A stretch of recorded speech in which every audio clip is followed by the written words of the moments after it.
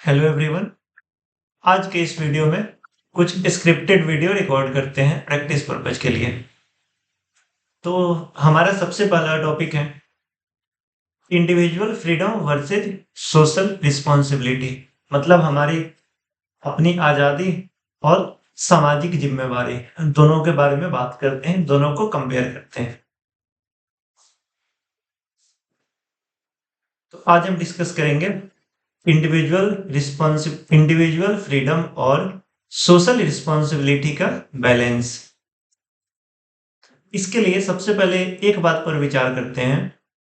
देखो, हर इंसान अपनी लाइफ में फ्रीडम चाहता है। फ्रीडम का मतलब होता है कि हम अपनी चॉइस खुद डिसाइड कर सकें, अपने हिसाब से चीजों को चुन सकें, अपने लाइफ को अपने अकॉर्डिंग शेप कर सकें जैसे हम चाहते हैं। फॉर एग्जाम्पल, आपको क्या करियर चूज करना है, आपको कैसे रहना है, क्या सोचना है, क्या बोलना है, क्या खाना है, क्या कपड़े पहनना है, ये सारी चीजें इंडिविजुअल फ्रीडम का एग्जाम्पल है। मॉडर्न सोसाइटी में, जो आजकल के समाज में, फ्रीडम को एक फंडामेंटल वैल्यू माना जाता है। लेकिन इसमें एक क्वेश्चन उठता है कि क्या फ्रीडम कभी कंप्लीटली अनलिमिटेड हो सकता है? कि जो फ्रीडम है उसका पूरी तरह उस पे कोई कंट्रोल ही ना हो, उस पे कोई बाउंड्री ही ना हो, कोई बाउंडेशन नहीं हो।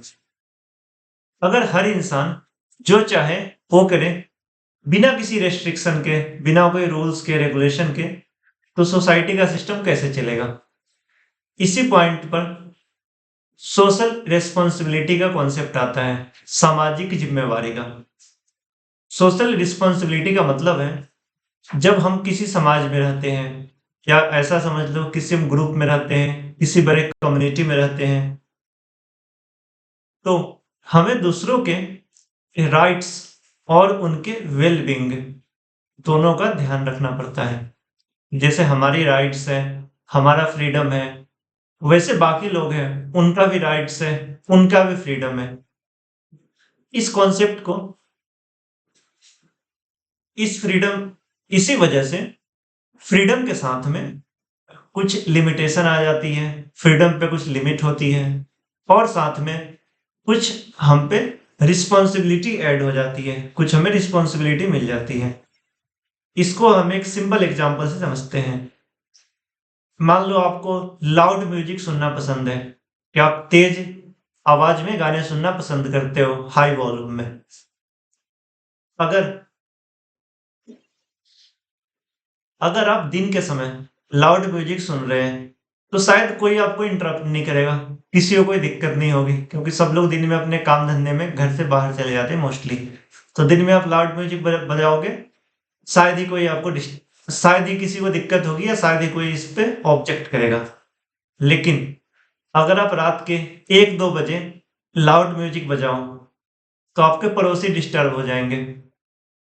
वो लोग इस बात पे ऑब्जेक्ट करेंगे कि हमारी नींद खराब हो रही है, या कोई लेट नाइट कोई काम कर रहा है, या कोई स्टडी कर रहा, या किसी की नाइट शिफ्ट चल रही, वो लोग ऑब्जेक्ट करेंगे कि हमें डिस्टरबेंस हो रही, कि रात में तो हमें पीस चाहिए, बिल्कुल शोर नहीं होनी चाहिए, आपने लाउड म्यूजिक बजा के पूरा शोर मचा रखा है। यहाँ एक इंटरेस्टिंग कॉन्फ्लिक्ट क्रिएट हो गया। एक तरफ तो आपकी फ्रीडम है गाने सुनने की, कि आपको लाउड म्यूजिक में गाने सुनने हैं, साथ में दूसरी तरफ है आपके नेबर्स की right to peace and rest, कि उनको शांत वातावरण मिले और उन्हें आराम करने को मिले, इसका अधिकार। इसी सिचुएशन से डील करने के लिए सोसाइटी में रूल्स, कन्वेंशन या प्रैक्टिसेज बनते हैं। जैसे नॉइज रेगुलेशन, टाइम रेस्ट्रिक्शन, कि अब कब आप कितना म्यूजिक बजा सकते हो, या कोई रेसिडेंशियल एरिया है वहां पे कितने डेसिबल तक साउंड हो सकती है, तो उस पर रेस्ट्रिक्शन लग जाते हैं। जैसे आई गेस 45 डेसिबल के आसपास कुछ लिमिट है, कि रेसिडेंशियल एरिया जहां पे लोग रहते हैं वहां पे उससे ज्यादा आप आवाज नहीं कर सकते, उससे ज्यादा वहां पे शोर नहीं हो सकती। यही एक रीजन है कि रेसिडेंशियल एरिया में ये भी एक रीजन है कि रेसिडेंशियल एरिया में इसी वजह से किसी फैक्ट्री की परमिशन नहीं होती है, कोई ऐसे काम करने की परमिशन नहीं मिलती जहां पे बहुत तेज आवाज हो, बहुत लाउड आवाज हो। ये रूल्स, जो इस तरह के रेगुलेशन है, वो फ्रीडम को कंप्लीटली खत्म नहीं करते हैं, बस फ्रीडम को बैलेंस करते हैं कि दो पर्सन की फ्रीडम की वजह से कन्फ्लिक्ट ना हो, आपस में डिस्प्यूट ना हो। इसी प्रिंसिपल को हम ब्रॉडर सोशल लाइफ में भी देख सकते हैं। एग्जाम्पल के लिए, फ्रीडम ऑफ स्पीच, बोलने की आजादी, एक इंपॉर्टेंट डेमोक्रेटिक वैल्यू है, आपकी राइट है, जो हमारे कॉन्स्टिट्यूशन में भी दिया गया है कि बोलने की आजादी है। हर इंसान को अपने थॉट्स एक्सप्रेस करने का राइट होना चाहिए, लेकिन अगर स्पीच किसी दूसरे कम्युनिटी के अगेंस्ट या किसी सर्टेन ग्रुप के अगेंस्ट हेट या वायलेंस क्रिएट करे या किसी को बहुत ज्यादा ऑफेंड कर दे, तो सोसाइटी उस पर रिस्ट्रिक्शन लगाती है। ये जो रेस्ट्रिक्शन है वो फ्रीडम को डिस्ट्रॉय करने के लिए नहीं होते। इनका पर्पज है कि सोसाइटी में हार्मनी बनी रहे और स्टेबिलिटी बनी रहे, कि लोग आपस में मिलजुल के रहें, हार्मोनी से रहें और सोसाइटी में इनस्टेबिलिटी नहीं आए। इसलिए पॉलिटिकल फिलॉसफी में एक इंपॉर्टेंट आइडिया दिया गया है, your freedom ends where another person's freedom begins.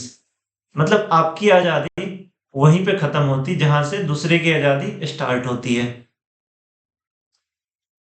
यानी जब हमारी फ्रीडम जब हमारी फ्रीडम किसी दूसरे इंसान के राइट्स को कम करने लगती है, उनके राइट्स को एनक्रोच करने लगती है, तब उस फ्रीडम को लिमिट करना जरूरी हो जाता है। अब एक और एंगल से इस कॉन्सेप्ट को समझते हैं। फ्रीडम सिर्फ राइट्स का क्वेश्चन नहीं है, फ्रीडम के साथ रिस्पॉन्सिबिलिटी भी ऐड हो जाती है, कि जैसे ही फ्रीडम मिलती है साथ में आपको कुछ जिम्मेवारियां भी मिल जाती है। अगर किसी इंसान को फ्रीडम मिलती है तो उसे रिस्पॉन्सिबल तरीके से उस फ्रीडम का यूज करना भी आना चाहिए। वहां पे इरिस्पॉन्सिबिलिटी नहीं होनी चाहिए, क्योंकि मान लो फ्रीडम है और रिस्पॉन्सिबिलिटी नहीं है तो उसे हम स्वच्छंदता कहते हैं, उसे हम आजादी नहीं कहते हैं। एग्जाम्पल के लिए, मान लो किसी स्टूडेंट को इंटरनेट का एक्सेस मिला हुआ है, हाई स्पीड इंटरनेट का, तो उसका यूज वो उसे लर्निंग और नॉलेज के लिए भी कर सकता है।